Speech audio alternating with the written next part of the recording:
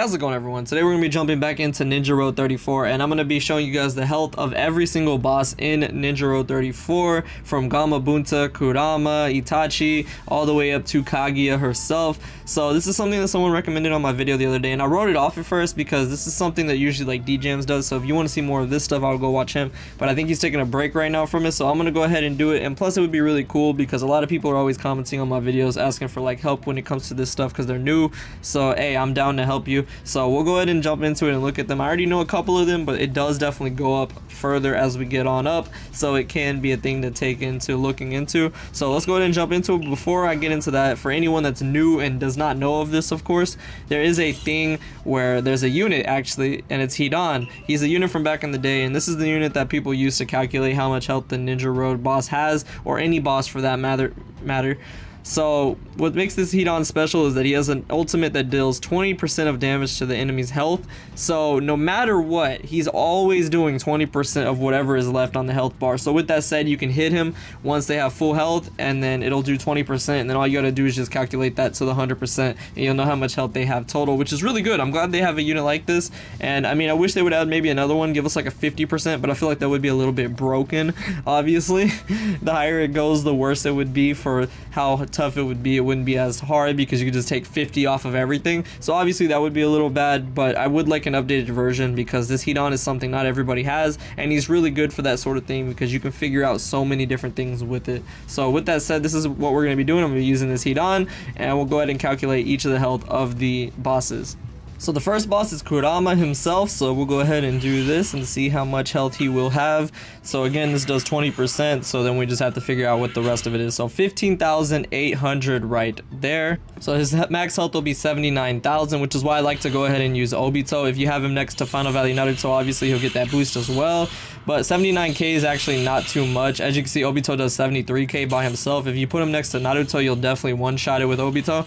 So it's not that big of a deal, but 79k is still a lot for a boss that early on, in my opinion. We've had lower and lower before, but it definitely goes up a lot higher as we get further on. So we'll get to the next boss. The next boss is Gamma Boonta himself, another skill type, and what's really nice is because it's just a base damage being done, you don't have to worry about the typing. So let's see how much this will do on Gamma Boonta. 31,400 damage right there. So that is quite a bit, but it's not nearly as much as later on. So that'll make Gamma Boonta's health 157,000, which is nearly twice as much as before. So obviously it is going up even more, and that's a sign of what it is to come. But alright, so what I like to go ahead and do when it comes to Gamma Boonta though is go ahead and use Final Valley Naruto, Kaguya, Joebito, you know, the works when it comes to him because he's a skill type, so it's not that big of a deal. And with my Joebito healing right here, what's really annoying just about this map, it's not necessarily how much health Gamma Boonta has, it's the fact that he keeps attacking over and over again, and he can hit the whole map, so it is kind of annoying in that aspect. But then again, if you have heals like I do, it's not really that much of a big deal. But because we're already having twice as much as Kurama, you can already see the increases there. So that's pretty interesting that they went ahead and did that like that off the bat. Usually they keep them pretty similar, but it's still not that much health at the very least. He's under 200k, but that is Gamma Boonta. The next boss is going to be Itachi himself in the Susanoo. So let's go ahead and see how much damage this is going to do on him. 20%. It should be definitely more, obviously, because we are going up.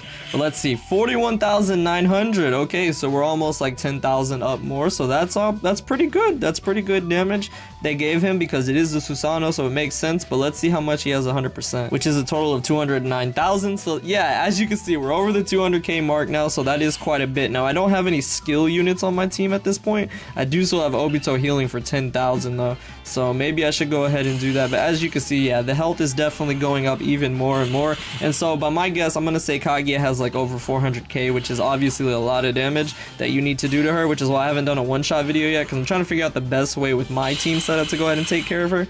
But obviously the Susanoo, it's not the biggest deal that he has the tankiness. It's mostly that he can heal up and he gets an attack boost. That's like the biggest thing in my opinion that makes this so difficult on this map. But if you have a lot of heals like me, it's really not that big of a deal. I might go ahead and use Obito's jutsu here. But yeah, 209k, so this is where we finally break over that little cup of 200,000. Usually the last map of Ninja Road bosses, like map 10, they usually have 300k or 350k. We're only going up more and more nowadays, it seems like. Like we had 300k the one before, and then now we have 300, or no, last one we hit 350k I believe, and then now we have like 400, so it's just like, I'm assuming 400. I mean, Kagi on that last map does seem pretty tanky.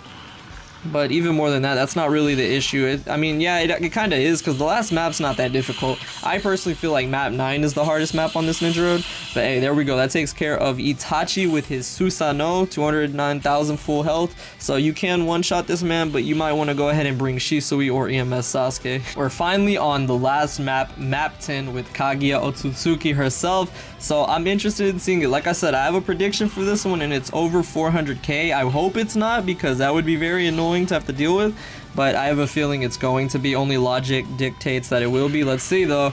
So 20% should be 87,000. Yeah, twice as much as Itachi.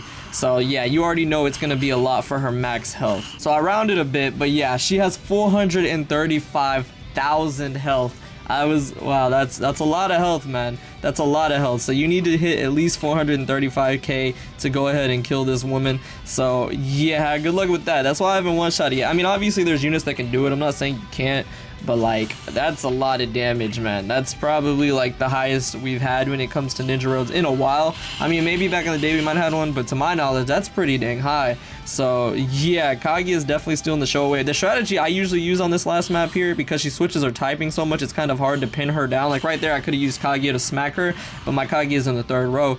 But what I usually just go ahead and do is just stay in one corner, get all my jutsu back that I can use. And it's good to have jutsu like this that you can hit from across the map with, because then you can just stay in the corner, let one of them tank, and then you're all good. Having chakra recovery protection is good on the one that's going to stay there, and jutsu ceiling resistance, because she literally hits you with everything. As you can see, I can't do anything. I'm one away from being able to use Hashirama's jutsu, but Kaguya herself, it's not that big of a deal. She's not. It's just annoying that she can hit everybody, the status elements. But as far as the health, that's probably the biggest issue, yeah, is that this woman has 435,000 health.